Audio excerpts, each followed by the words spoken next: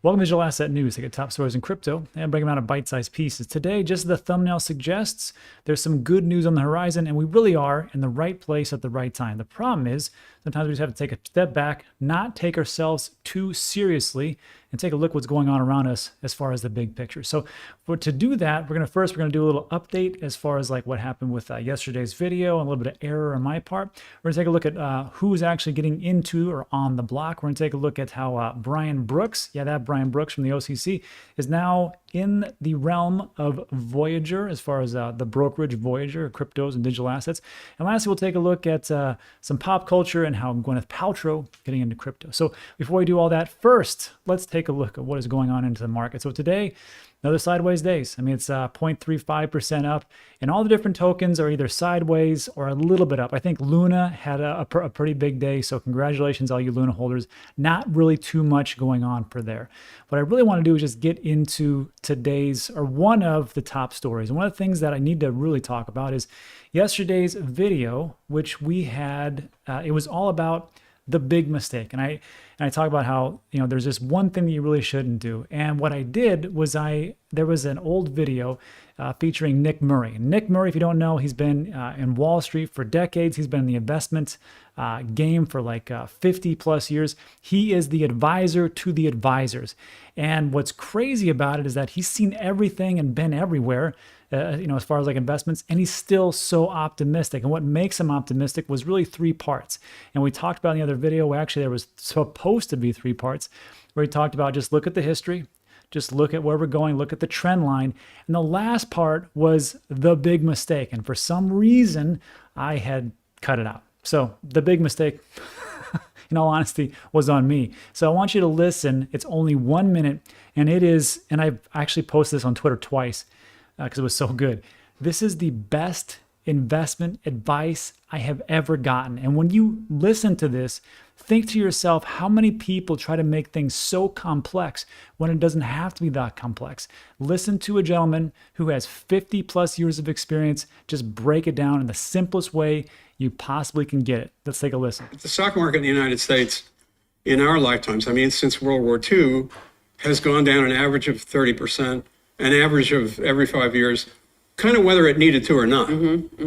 And what was the difference in all that time between investment success and investment failure? I will argue that it was the single mistake of mistaking the temporary declines for a permanent loss, panicking out, thereby creating the permanent loss that you said you were fleeing from. Right. Whereas if you had just sat there, never mind adding to your positions, which most people should be doing over most of their accumulating lifetimes, if not all of their accumulating lifetimes. But put that aside. If you just sat there, the temporary decline will go away, and it will be then followed inevitably by a period of above average returns. That's the cycle. Right. Doesn't that make sense? And like yesterday, you'll see me had cut it out. And I wanted to say the same thing, which is this. It doesn't matter. Like it's the same thing he's talking about in that minute is the same thing we've been talking about here on the channel forever. Dollar cost average. When in doubt, zoom out. Don't spend more than you can actually afford to lose. And just look at the big picture, what's going on. We know right now that the market is not the greatest, but just like Nick had talked about, things are going to be okay because in the long run, works out. So let me know what you think about that in the comments section. Let's move on to our next piece where we talk about look who's on the block. And I think this is just one of those pieces where you have to take a look and step back and go, okay, well, this is some of the good news that we've been waiting for that's already out there that I think we forget about because we're so focused in on what's happening in the market, which is, hey, we didn't hit 100,000 Bitcoin. Hey, we didn't hit a Ethereum 10K. So I know it's disheartening, but again, I still think we're in the right place at the right time.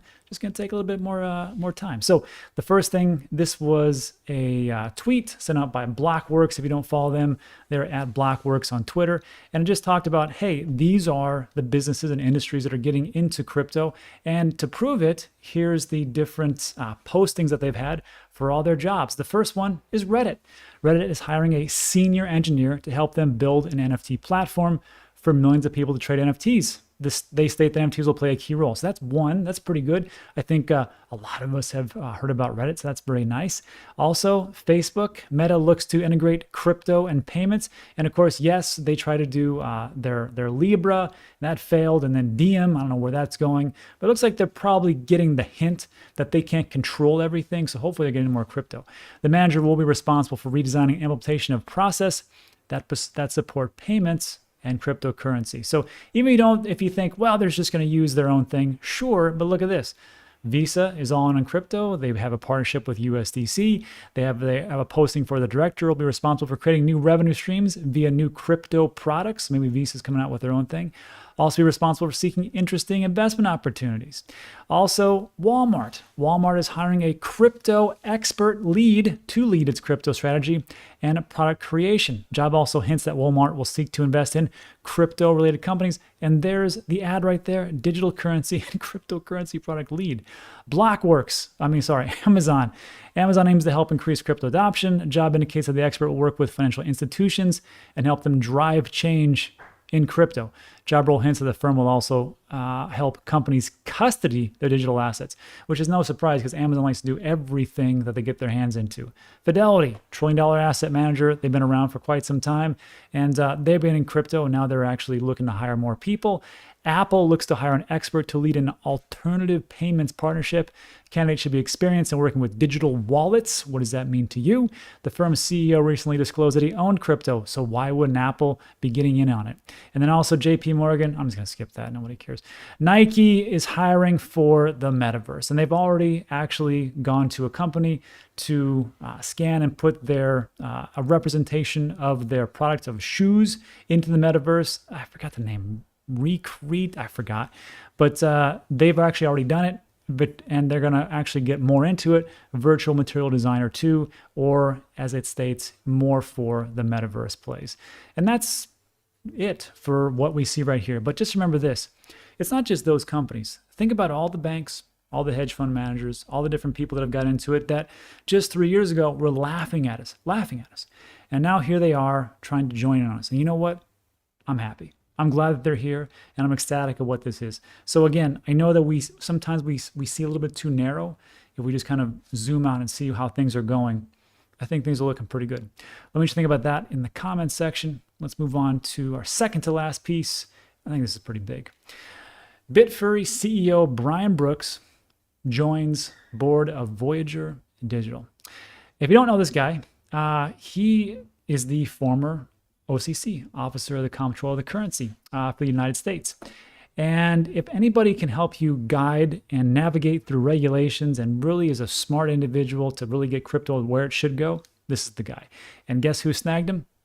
Well, Voyager did. For some reason, he was at Binance US for a little bit, and that did not last long. I would love to figure out exactly why it didn't work. It was a vague response, but sometimes you just go to where quality goes. So this is where they stay. Former acting comptroller of the currency, helps to build firm out, or Voyager, its platform globally and navigate the regulatory environment. Here's what's going on. Brooks joins the board as an independent non-executive director, and his appointment is effective immediately, not next year, right now.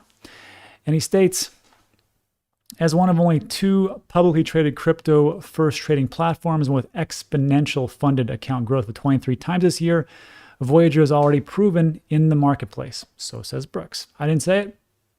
Ex-OCC did.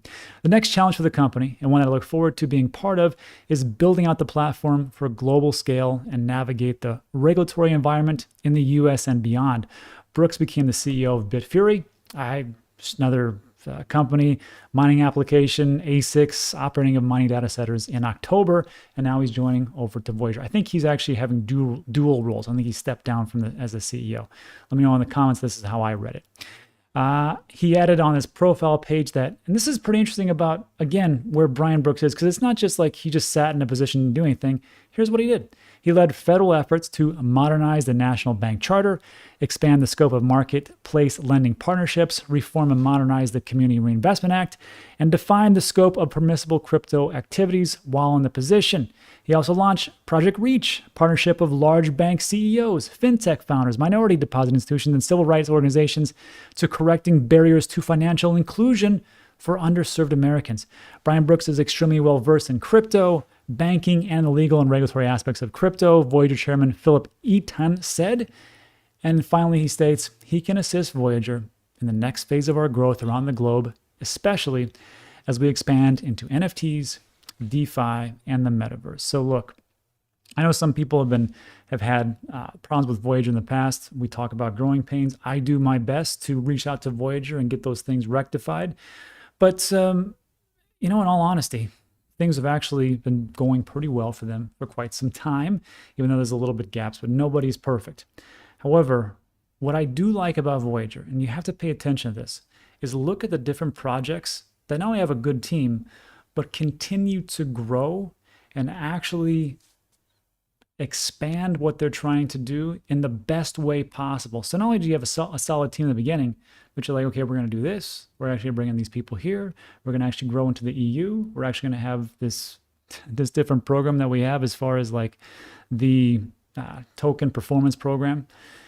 And just take a look at where things are going and how they actually build out and improve. So let me know what you think about that in the comment section. And then lastly, this is just for funsies, Gweneth Paltrow is now into crypto, but just like you had Megan Thee Stallion and a couple other celebrities, they're working with Cash App.